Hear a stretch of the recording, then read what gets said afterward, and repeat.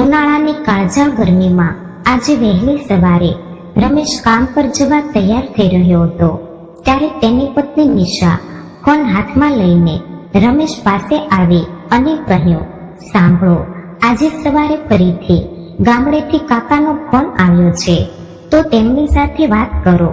તેઓ કહેતા હતા કે ગામમાં પિતાજીની તબિયત ઘણી બગડી ગઈ છે, એટલે જ તેઓ તમને વારંવાર ફોન કરે છે અને તમે ના તો તેમની સાથે વાત કરી રહ્યા છો કે ના તો તમે ગામ જવાની તૈયારી કરી રહ્યા છો. નિશાએ ગુસ્સામાં કહ્યું તો રમેશ કંઈ બોલ્યો નહીં અને ચૂપચાપ તેની બેગ ઉપાડીને જતો રહ્યો. જ્યારે તે સાંજે ઓફિસેથી પાછો ફર્યો ત્યારે તેણે જોયું કે નિશા ખૂબ જ પરેશાન હતી. તેમ છતાં રમેશના આવતાની સાથે જ તે ચા બનાવવા રસોડામાં ગઈ ત્યારે ફોનની ઘંટડી વાગી તો રમેશે ફોન ઉપાડ્યો અને તો સામેથી અવાજ આવ્યો, હેલો રમેશ બેટા, ગામડેથી હું તારા કાકા બોલું છું.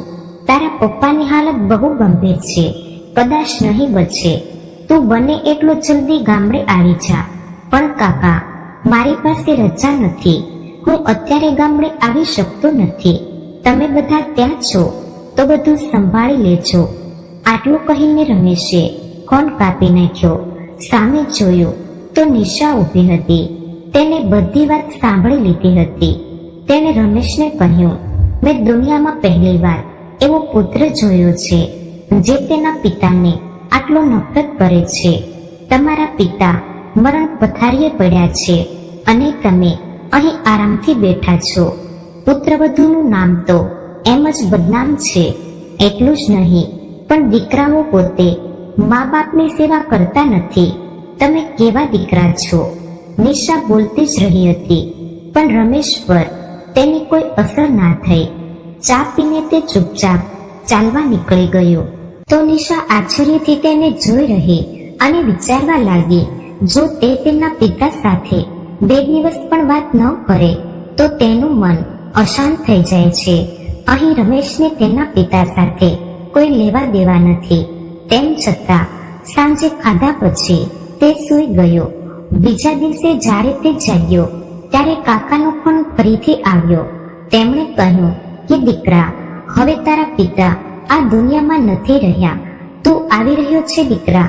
રમેશે કહ્યું, કાકા, મને આવતા આવતા વાર લાગશે, ત્યાં સુધી તમે બધું ક્રિયાકર્મ કરી દેજો. પણ તું એકનો એક દીકરો છે, તું હોય તો બીજું કોઈ અગ્નિ સંસ્કાર કેવી રીતે આપી શકે? જ્યારે કાકાએ કહ્યું ત્યારે રમેશ બોલ્યો, કેમ કાકા, માના અંતિમ સંસ્કાર કેવી રીતે કર્યા હતા? બહુ કડવા સાથે બોલીને રમેશે ફોન કાપી નાખ્યો. નિશા તેના સસરાના મૃત્યુના સમાચાર સાંભળીને જોર જોરથી રડવા લાગી. તેને રડતા રડતા રમેશને કહ્યું, ઠીક છે, તમે જાઓ કે ન જાઓ, પણ હું મારા દીકરાને લઈને અત્યારે જ જઈશ. નિશા આટલું કહીને એરલાઇન્સને ફોન કરીને ટિકિટ બુક કરાવવા લાગી. ત્યારે રમેશ કંઈ બોલ્યો નહીં. તે પણ ચૂપચાપ ગામડે જવા તૈયાર થવા લાગ્યો. પણ જ્યારે તેઓ ગામડે પહોંચ્યા ત્યારે પિતાજીના અંતિમ સંસ્કાર થઈ ગયા હતા. તો પણ બાકીની વિધિ રમેશ જોડે કરાવી. ગામડાની બધી વૃદ્ધ મહિલાઓ એકબીજા જોડે કાનાફૂસી કરવા લાગી. આ વખતે નિશાએ નક્કી કરી લીધું હતું કે તે આ રહસ્ય જાણીને રહેશે. બાકીની વિધિ પૂરી થઈ ગઈ. બધા મહેમાનો ધીમે ધીમે વિદાય લેવા લાગ્યા. આખું ઘર ખાલી થઈ ગયું. બસ કાકા અને કાકી રહી ગયા. એક સારી તક જોઈને રાત્રિ ભોજન પછી જ્યારે નિશા કાકીને દૂધનો ગ્લાસ આપવા ગઈ ત્યારે તેણે કાકીને એકલા જોઈને કહ્યું, કાકીજી, આજે તમને રમેશની કસમ આપીને કંઈ પૂછવા માંગુ છું. ત્યારે કાકીજીએ તેની સામે લાચાર નજરે જોયું અને કહ્યું, એવી કઈ વાત છે વહુ જે તારે જાણવા માટે રમેશની કસમ આપવી પડે છે? તો નિશા બોલી, જો વાત એટલી ઊંડી ના હોત તો હું તમને કસમ પણ ના આપતી. અને મને વિશ્વાસ છે કે તમે મને જૂઠું નહીં કહો. સારું પૂછ, તારે શું પૂછવું છે? કાકીએ એક નિસાસો નાખતા કહ્યું. રમેશે પિતાજીથી આટલું અંતર કેમ રાખ્યું કાકીજી?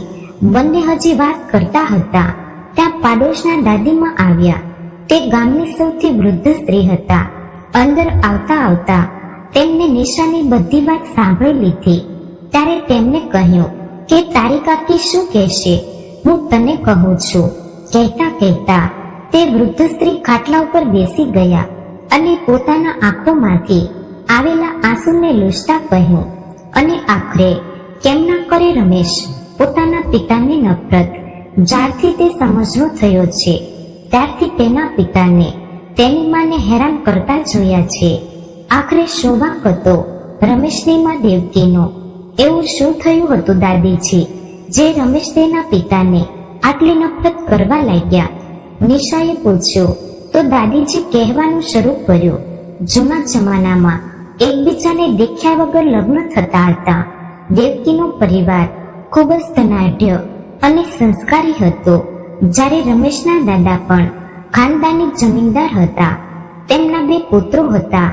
મોટો પુત્ર રવજી અને નાનો પુત્ર મોહન. નજીકના ગામમાંથી મોટા પુત્ર રવજી માટે દેવકીનો સંબંધ આવ્યો અને લગ્ન માટે હા પાડી દીધી. તે સમયે રવજી તેનો અભ્યાસ પૂરો કરીને સુરતમાં નોકરી કરી રહ્યો હતો. તેણે ગામડાની સાદગીથી દૂર રહીને પોતાને શહેરની ઝગમગમાં ઢળી ગયો હતો. ત્યારે અચાનક તેને ગામડેથી બોલાવવામાં આવ્યો. તેની સંમતિ વિના તેના લગ્ન થયા. ત્યારે તેને લાગ્યું કે તેની આખી જિંદગી બરબાદ થઈ ગઈ છે. પિતાના ડરના અને સંપત્તિના બેદખલ થવાના કારણે તેણે ચૂપચાપ લગ્ન કરી લીધા. પરંતુ લગ્ન પછી તેને વહુને જોઈ તો તેના હોશ ઉડી ગયા. નાના કદની અને શામ રંગની 7મું પાસ છોકરી તેમની સામે ઊભી હતી. એ સમયે બસ સંસ્કારી હોય અને સારા ઘરની હોય. અને રવજીએ એવું સપનું જોયું હતું કે તે પોતાના જેવી જ ભણેલી અને સુંદર છોકરી સાથે લગ્ન કરી લેશે. પરંતુ તેના સપના ચકનાચૂર થતા જોઈને તે કોઈને કહ્યા વગર રાતોરાત પાછા સુરત આવી ગયા હતા. અને દેવકી લગ્નના પલંગ પર એકલી બેઠી હતી. તેના પતિએ ઘૂંઘટ ઉઠાવ્યો, તેના ચહેરા તરફ જોયું અને તેઓ ગયા એ ગયા. તે ઘણા વર્ષો સુધી પાછા ન આવ્યા. રવજીના પિતાએ ઘણા પત્રો લખ્યા. લોકોને પણ સુરત મોકલાવવામાં આવ્યા હતા, પણ રવજી પાછો ન આવ્યો. પછી મોહનના પણ લગ્ન થયા. ભાઈના લગ્નમાં પણ રવજી ન આવ્યો. જ્યારે પણ રવજીના પિતા દેવકીને જોતા ત્યારે તેઓ દુઃખી થઈ જતા. દેવકી કોઈ પણ ફરિયાદ વગર આખો દિવસ ઘરના બધા કામ કરતી, તેના સસરાની સેવા કરતી અને તેના દેવર અને દેરાણીને પણ ખૂબ માન આપતી. મોહન પણ પોતાની ભાભીને બહુ માન આપતો હતો. પોતાના ભાઈના આવા વર્તનથી તે પણ બહુ પરેશાન હતો, પરંતુ તેના હાથમાં કંઈ જ નહોતું કે તે કંઈ કરી શકે. મોહન ક્યારેક ભાભીને મદદ કરી દેતો અને પ્રેમથી 2 મીઠા બોલ બોલી દેતો. ત્યારે મોહનની પત્ની તેને ટોણા મારવા માંડતી. દેવકી બધું સાંભળતી અને સમજતી, પણ તેની કમનસીબી સામે તે બીજા કોઈને કેમ ફરિયાદ કરે? પતિએ તેને કદરૂપું કહીને નકારી કાઢ્યા પછી તે હંમેશા ઘૂંઘટમાં જ રહેતી. દેવકીના જીવનમાંથી ખુશીઓ ગાયબ થઈ ગઈ હતી. કંઈ પણ કોઈ પૂછે તો તે માથું વલાવીને હાકે નામાં જવાબ આપતી. આ બધું જોઈને રવજીના પિતા પોતાને ગુનેગાર સમજીને દુઃખના સાગરમાં ડૂબવા લાગ્યા. અને કદાચ આ દુઃખને લીધે જ એક દિવસ તેઓ આ દુનિયા છોડીને ચાલ્યા ગયા. જ્યારે આ સમાચાર રવજીને મળ્યા ત્યારે તેઓ ગામમાં આવ્યા, કારણ કે પિતાના અગ્નિ સંસ્કાર કરવાના હતા. અંતિમ સંસ્કાર માટે થોડા દિવસો મજબૂરીમાં ગામમાં રહેવાની ફરજ પડી હતી. વિધિ પૂરી થયા પછી નાના ભાઈ મોહને થોડા દિવસ રહેવા માટે આગ્રહ કર્યો, કેમ કે મિલકત અને જમીન વિશે બંને ભાઈઓ સારી રીતે જાણી લે. તો રવજી રોકાવા માટે તૈયાર થઈ ગયો. છેવટે જમીન અને મિલકતની લાલચ કોને ન હોય. એ દરમિયાન ગામની કેટલીક મહિલાઓએ રવજીને સમજાવ્યું કે તે દેવકીને દિલથી સ્વીકારી લે. આખરે તેનો શું વાંક છે? કે તે લગ્ન પછી પહેલીવાર ગામમાં આવ્યો છે, એટલે કમસે કમ હવે દેવકીબેનને તેની પત્નીનો દરજ્જો આપવો જોઈએ. તો કોણ જાણે બિચારી દેવકીનું નસીબ પણ બદલાઈ જાય. ત્યારે શું વિચારીને ખબર નહીં રવજી આ વખતે દેવકીના રૂમમાં સૂવા લાગ્યો. ત્યારે દેવકીને પણ ખૂબ આનંદ થયો. આટલા લાંબા સમય સુધી નહીં તો હવે પછી રવજી તેને સ્વીકારશે તો તેની જિંદગી સુધરશે. પણ આ ક્યાં સુધી ચાલતું? એક દિવસ રવજી પાછો સુરત જતો રહ્યો ત્યારે ફરીથી દેવકી ઉદાસ રહેવા લાગી. એક દિવસ અચાનક દેવકી સવારે ઉઠતાની સાથે જ ઉલટી થવા લાગી. એટલે કાકી સાસુ અને દાદી સાસુ ખૂબ ખુશ થઈ ગયા. આખા ગામમાં ખબર આપી ત્યારે બધા ખૂબ ખુશ થઈ ગયા કે છેવટે રવજીએ દેવકીને સ્વીકારી લીધી. પણ દેવકી એ બધું જાણતી હતી કે આ પ્રેમ વાળો પ્રેમ ન હતો. આ પ્રેમ એ શારીરિક જરૂરિયાત સિવાય બીજું કંઈ નથી, જે રવજીને તેની પત્ની સાથે મજબૂરીમાં પૂરી કરવી પડતી હતી. ગર્ભાવસ્થા દરમિયાન પણ બિચારી દેવકી ઘરનું બધું કામ કરતી અને તેની દેરાણીનો આદેશ સાંભળતી. બિચારા મોહનને એના પત્નીની સામે એક પણ ચાલતી નહોતી. એવું ન હતું કે દેવકીના માતા પિતાને આ બધી ઘટનાઓ વિશે ખબર ન હતી. તેઓ દેવકીને ઘણી વખત લેવા આવ્યા હતા, પરંતુ દેવકી તેના માતા પિતાના ઘરે ગઈ ન હતી. તેને ચોખ્ખે ચોખ્ખું કહી દીધું હતું કે મારા નસીબમાં જે હતું એ મને મળ્યું છે, આમાં કોઈનો પણ દોષ નથી. હું હવે અહીંથી નહીં જાઉં. હું નથી ઈચ્છતી કે મારા કારણે મારા પિતા અને ભાઈઓનું માથું નીચું થઈ જાય. ભગવાન તેના પર થોડા મહેરબાન થયા. તેને ગોરો અને સ્વસ્થ બાળકને જન્મ આપ્યો. હવે તે બિચારી સ્ત્રીને જીવવા માટે સહારો મળ્યો હતો, પરંતુ તેની દેરાણી બળીને રાખ થઈ ગઈ હતી.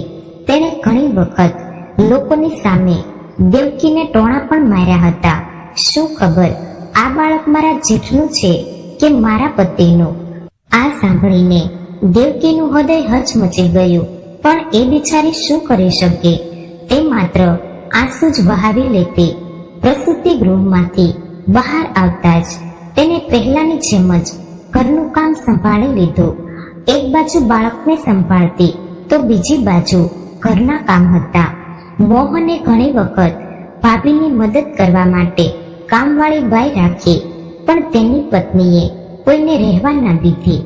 તે પોતાની જાતને ઘરની માલકીન સમજતી હતી. મનમાં અલગાવની ભાવના સાથે તેની દેરાણી દ્વારા દેવકી રોજ અપમાનિત થતી રહી. પરંતુ તેની પાસે જીવવાનું એક જ ધ્યેય બાકી હતું, પુત્ર રમેશ. તેની પાછળ તે પોતાનું દુઃખ ભૂલી જતી.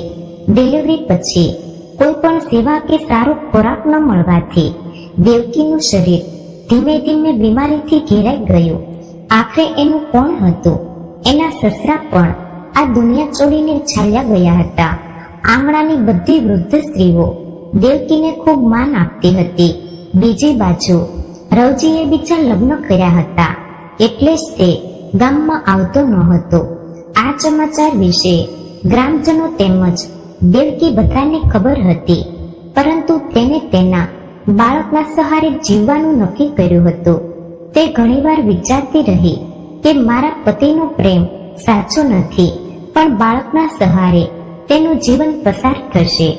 પરંતુ નિયતિને આ પણ મંજૂર ન હતું. જ્યારે રમેશ 4 વર્ષનો થયો ત્યારે એક દિવસ અચાનક રવજી ગામમાં પહોંચ્યો અને તેને આદેશ આપ્યો કે તે રમેશને લઈને સુરત જઈ રહ્યો છે. આ સાંભળીને દેવકી પર આફતનો પહાડ તૂટી પડ્યો હોય એવું લાગતું હતું. જે બાળક તેના જીવનનો સહારો હતો, તેના દૂર થવાની કલ્પના માત્રથી એવું લાગતું હતું કે તેનું જીવન સમાપ્ત થઈ જશે. દેવકીએ રમેશને તેના ખોળામાં લીધો અને રડતા રડતા કહેવા લાગી, હું મારા પુત્રને ક્યાંય જવા નહીં દઉં. તે હંમેશા મારી સાથે રહેશે. મારા જીવનમાં બીજું કોઈ નથી. આ એકનો એક પુત્ર છે, જેની સાથે હું મારું જીવન વિતાવી શકું છું. તમે તેને મારાથી કેમ દૂર લઈ જઈ રહ્યા છો? ત્યારે રવજીએ બાળકને પોતાની તરફ ખેંચીને ધમકી આપતા કહ્યું કે કાં તો આ બાળક મારી સાથે જશે, નહીતર હું તેને આ દુનિયાથી જ મોકલી દઈશ. આ સાંભળીને દેવકી મૂંઝવણમાં પડી ગઈ. તેની માને રડતી જોઈને રમેશ પણ જોર જોરથી રડવા લાગ્યો. તેની માતા પાસે જવા માટે સંઘર્ષ કરવા લાગ્યો, પરંતુ રવજીને તેના પર જરાય દયા ન આવી અને તે બાળક જે તેને ઓળખતો પણ ન હતો, લગભગ તેને તેના ખોળામાં લઈને ખેંચીને ચાલ્યો ગયો. આજે રવજી એ બાળકનો પિતા બનીને આવ્યો હતો. રવજી રમેશને લઈને જતો રહ્યો, પણ અહીં પણ જાણે કેટલા દિવસો સુધી દેવકી ખાધા પીધા વગર પોતાના રૂમમાં મોઢું છુપાવીને રડતી રહી. બીજી બાજુ થોડા દિવસો સુધી બાળકે પરેશાન કર્યો, પણ ધીમે ધીમે તે તેની માતાને ભૂલવા લાગ્યો. રવજી રમેશને તેની બીજી પત્નીને તેની મા તરીકે ઓળખાવે છે. એ જ રીતે લગભગ 8 વર્ષ વીતી ગયા. આ 8 વર્ષોમાં બિચારી દેવકી પોતાના બાળક માટે દરેક ક્ષણે તડપતી રહી. એ દિવસોમાં ઘર ઘર ફોન ન હતો. એક ટપાલીની ચિઠ્ઠી અને પત્રની રાહ જોતા હતા. બસ દેવકીની આ મનની બીમારી શરીર પર ભારે પડી ગઈ હતી અને એક દિવસ ખબર પડી કે દેવકીને કેન્સર છે. તો આજુબાજુની મહિલાઓ દેવકીને મળવા આવી. તે આવીને ખૂબ રડી, પણ તેમના રડવાને કારણે દેવકીનું ભાગ્ય ક્યાં બદલવાનું હતું. દેવકીની દેરાણી પણ તેને એકલી છોડીને બીજી જગ્યાએ ચાલી ગઈ હતી. દેવકીના બંને ભાઈઓએ તેની બહેનના કેન્સરની ખબર પડી તો બંને ભાઈ દેવકીને મળવા આવ્યા અને દેવકીને તેમની સાથે ગામ જવાનું કહ્યું. તો દેવકીએ સ્પષ્ટપણે કહ્યું કે એક તરછોડાયેલી પત્ની તરીકે હું મારા સાસરેથી મારા પિયરના ઘરે જવા નથી માંગતી. હું એક પરણિત સ્ત્રી તરીકે મારા સાસરેથી જ વિદાય લેવા માંગુ છું. જો તમે બધા મારા પ્રત્યે આટલા દયાળુ બનવા માંગતા હો તો મહેરબાની કરીને બસ મને એકવાર મારા દીકરા જોડે મળાવી દો. તમારી બધાને મારી આ જ વિનંતી છે. તો નજીકમાં ઉભેલા દેવકીના દેવર મોહનને ભાભીનું દુઃખ ન જોવાયું. તેને પોતાના મોટા ભાઈ રવજીને ભાભીના બીમારી વિશે ખબર કરી દીધી અને તેમની ઈચ્છા પણ કહી દીધી.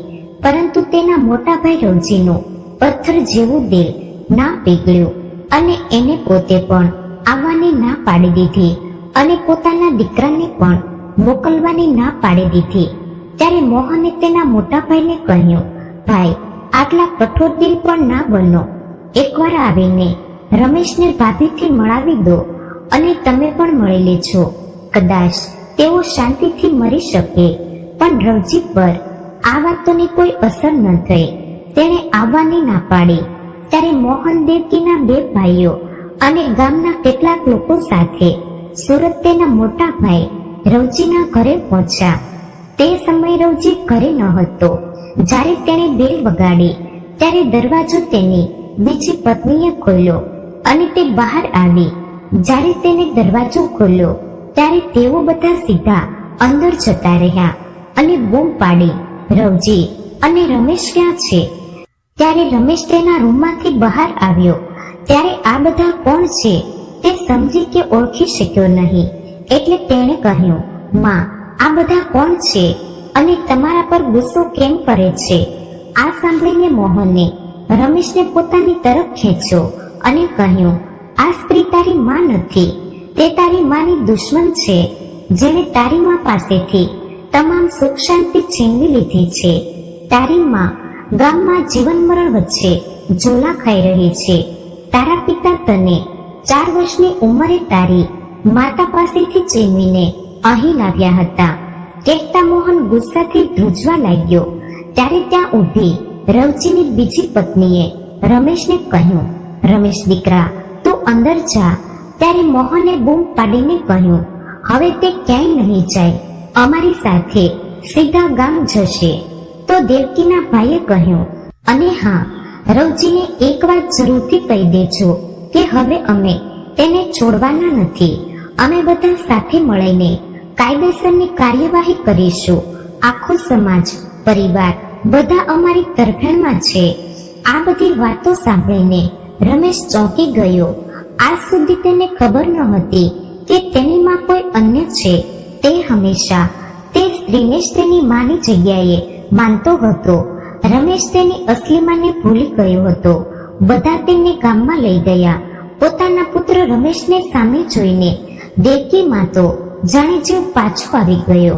ત્યારે મોહને રમેશને તેની માં સામે જઈને ઊભો કર્યો અને કહ્યું, જો તારા પિતાએ તારી માતાની શું હાલત કરી છે. ત્યારે રમેશ ત્યાં સ્તબ્ધ થઈને દેવકીના હાડપિંજર જેવા શરીરને જોતો જ રહ્યો, જેને બધા તેની માં કહેતા હતા. હવે તે 11 વર્ષનો બાળક હતો. હવે તેને ધીરે ધીરે બધી વાતો સમજમાં આવવા લાગી હતી. બધાના મોઢેથી પોતાના માની દુર્દશા અને પિતાના કારનામા વિશે સાંભળીને રમેશનું હૃદય દુઃખી થઈ ગયું. દેવકી પોતાના દીકરા રમેશને ગળે વળગાડીને ખૂબ રડી. આજે કદાચ ભગવાનને પણ તેની સાથે રડવાનું મન થયું. ચારે બાજુથી કાળા ઘેરા વાદળોએ આકાશને ઘેરી લીધું હતું.